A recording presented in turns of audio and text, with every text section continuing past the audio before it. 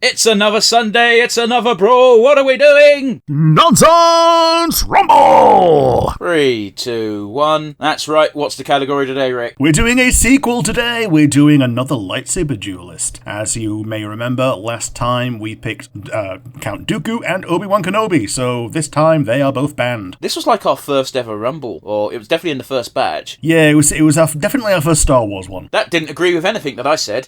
Well, it was definitely our first Star Wars one, and it was definitely in our first month of Rumbles. So yes, definitely in our first batch, if not the first one we did, yeah. There's an easy way to find out, but that would eat time into the episode, so we'll not go down that road, just we know it was in our first batch. Yeah. Yes, for those of you new to the show, what we do is we pick a category, we pick characters that fit that category, and we argue why our pick would beat the other pick. This year, we have stakes as well. Whoever has the most wins at the end of the year gets a free review. Yes, we do a veto-free forfeit. Yeah. And, to be honest, I don't know what I would pick for my veto-free forfeit. I also don't know what I'd pick, because I'll be honest with you, Rick, whenever I tell you I really, really, really want to do this, we usually do it. Yeah, I don't think I've actually said no to anything other than something that I don't think I could actually contribute on. Yeah, but that's mostly retros. Yeah. Or like just straight up like a wrestling match. Like I don't think I could contribute super well on just a wrestling match, for instance. And I've never suggested we do a wrestling match. Yeah. Because I know you don't care about wrestling. The Bull Nakano thing you suggested.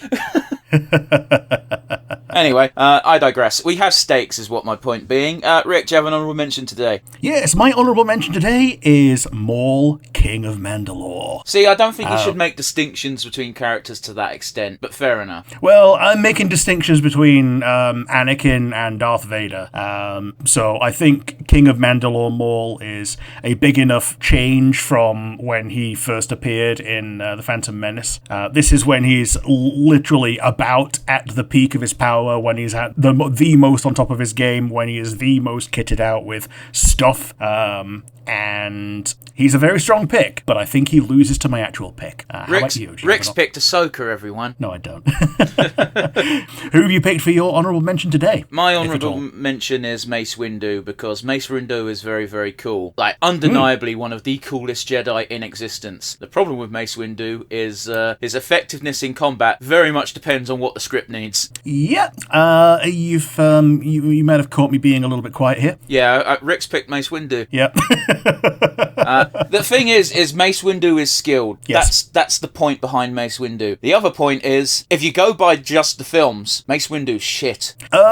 Yes and no. So, like, the only time he ever loses is when he gets 2v1'd by a real Sith Lord and an ascending Sith Lord. If you say so. And until then, he's winning. It's very much suggested via visual storytelling that Palpatine put himself in that corner to finally flip the switch on Anakin. Yeah, it's one of those, like, it's really open to interpretation. Like, either it's exactly as it looks when Palpatine is in the corner, or it's exactly as it looks when Palpatine's had a moment to recover and just unlimited powers. You've also got to bear in mind, Mace Windu was meant to lose that fight a lot more handily. It's just, I believe it was... I believe it was Samuel L. Jackson who straight up said, hey, doesn't my guy look kind of weak by doing this? And that's why they threw in another free Jedi for Sidious to murk before him. Yeah, like Sassy Tam and...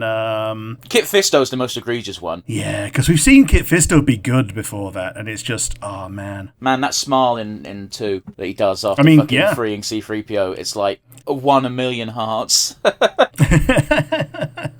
Yep. If you were heteronormative before, well, after watching Kit Fisto, no, you're not. No, that's not what I was saying at all. Yeah, fair enough.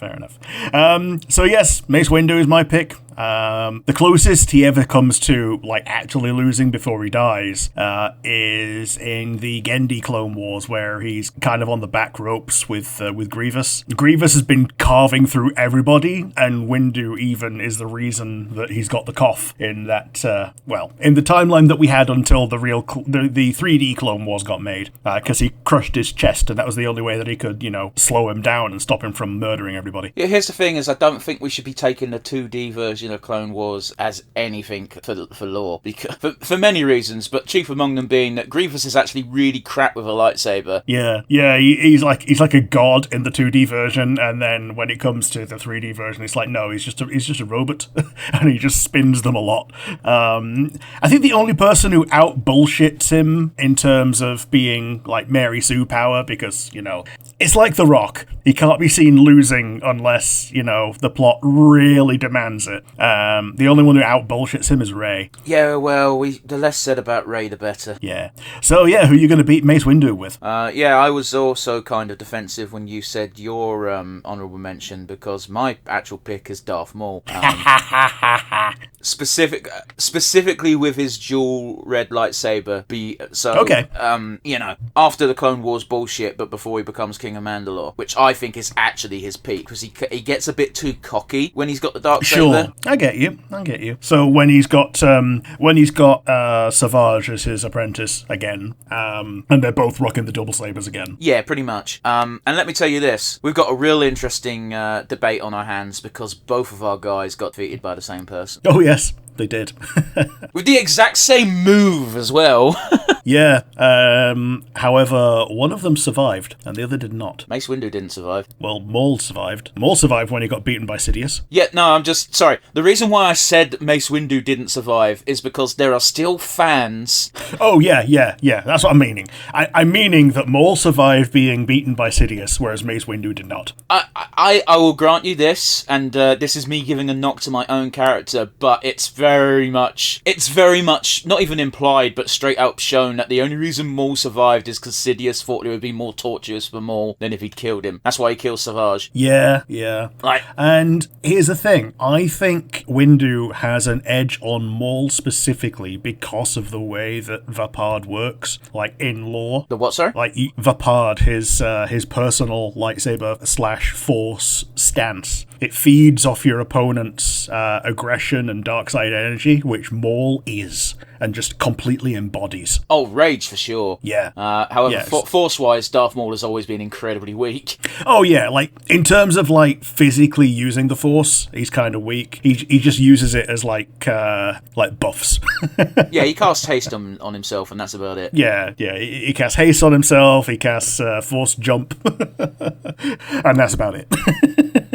The thing is, though, is I think Darth Maul could take Mace Windu. If we're taking Darth Maul after he's killed Qui-Gon, I think he could kill Mace. Because Qui-Gon's style is also perfect for countering an aggressive style like Maul's. Yeah, because he can outlast them with defensive stances and then eventually find an opening. I think the Qui-Gon fight is one of the things that people point to when people say, why didn't Obi-Wan and Yoda team up against Sidious and then go and shout at Anakin? Well, because any weakness in a duo makes the duo weaker than a 1v1. Mm-hmm. We see it in every single movie. Yeah. Anakin and Obi-Wan get fucked by Dooku, and then they get fucked by Dooku again in the next movie.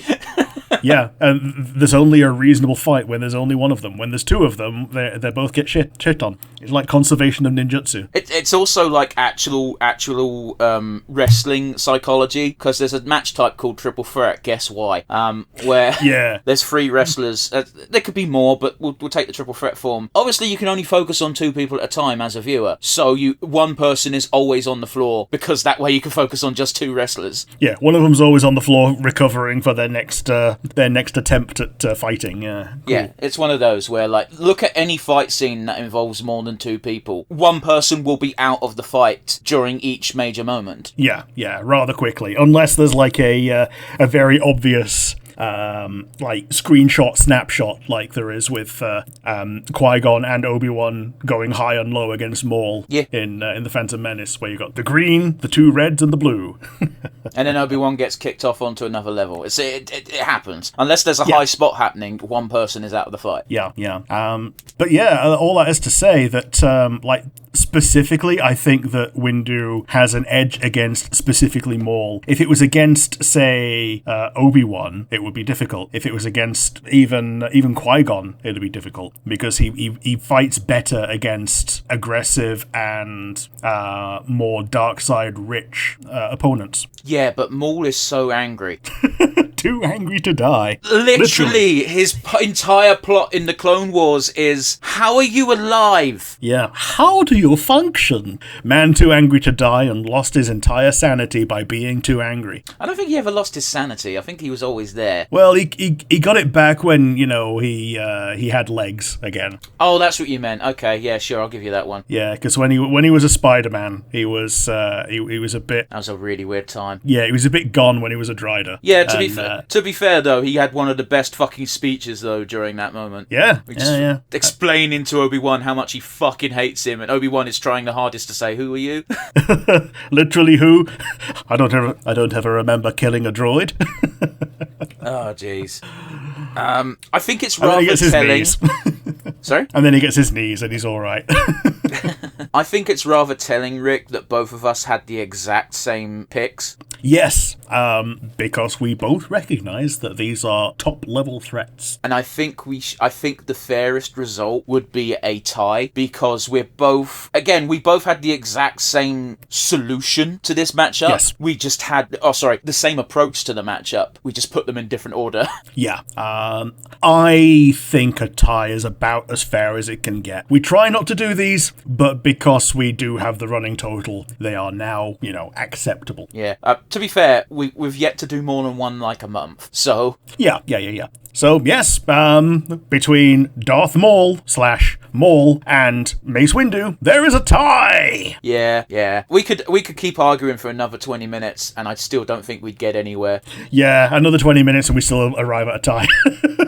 At the end of the day, my argument is always going to be, who has Mace Windu killed? Jango Fett. It Whoopi fucking do. Who has Darth Maul killed? Oh, pile of bodies. Pile of bodies. Very nearly turned Obi-Wan to the dark side with Satine. Yeah, very nearly turned Ezra to the dark side. That one was really close. It was, Yeah. Anyway. To the point that's his entire shtick on the Villainous.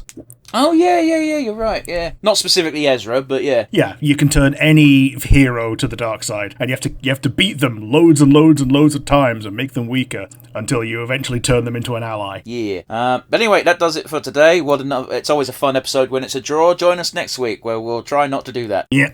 Bye, everybody.